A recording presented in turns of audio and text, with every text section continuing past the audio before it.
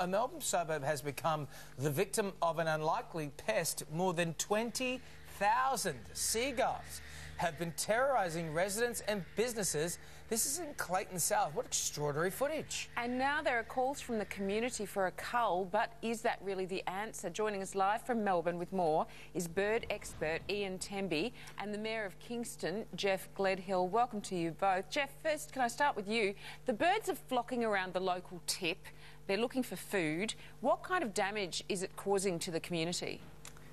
Morning, Sonia. Look, I think the main concern is some of the local businesses. The birds, after they've been in the tip area and fossicking around for food, they nest and roost on the roofs of some of the local factories and businesses, and this is becoming a problem. Obviously, when the bird's there for some time, it's causing damage to the roof. It's leaving food scraps, doing what birds do in gutterings and that sort of thing, and that's why these businesses have contacted us and said we need some help.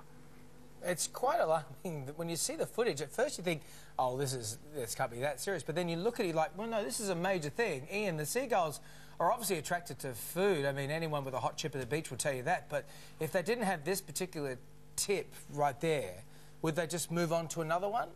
They would. Studies I did back in the 1980s showed that the gulls captured at one tip turned up at a number of other tips pretty well across Melbourne, so they're aware of all the different food sources.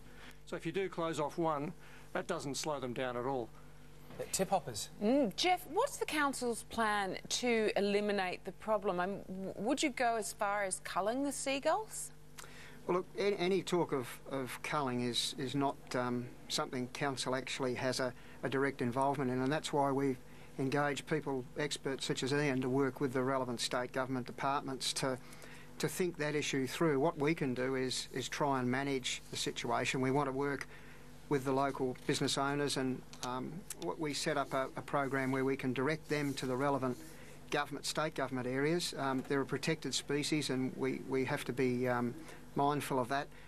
I think our biggest concern and how we can help the most, aside from providing that guidance to the businesses, is actually to manage the food source. And as Ian said, the food's there, the bird's just doing what the bird does, and it's feeding. It's a short-term solution if we simply close one facility. What we're trying to do is to actually change the way waste is treated around the urban fringes of at least our city, and we would hope, at least our suburb, and we hope that the rest of Melbourne would be the same. And if we don't address that, well, this sort of problem would remain. Well, Ian, you say if you remove their food source, that might cause more damage to the community. How's that? Well, first of all, if you could change the way we managed food waste, particularly across the whole metropolitan area, then you're going to have a lot of very hungry gulls that are going to try and find other sources of food, obviously. In the United States, on the Niagara Peninsula, gulls found tomato and cherry crops once they lost their other sources of food. Oh, right. We wouldn't want that to happen here. It may be that there aren't other crops that are vulnerable, but it's not a situation we want to create. But can I just say something about the culling option?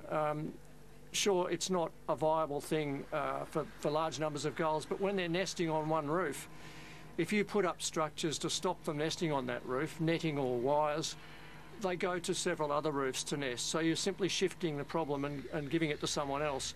In that situation, there is an argument for culling those gulls that are nesting on that roof, so you're not just handballing it to someone else. So, Ian, what do you think needs to be done long term? Look, we've created the problem by providing this abundant food source for gulls at our rubbish tips. We need to be a lot smarter about how we handle that food waste. There are methods for composting in enclosed facilities where gulls just don't have any access, and that's the ideal. All right. Well, I hope it does get sorted out for you. Thank you both for joining us today. Pleasure.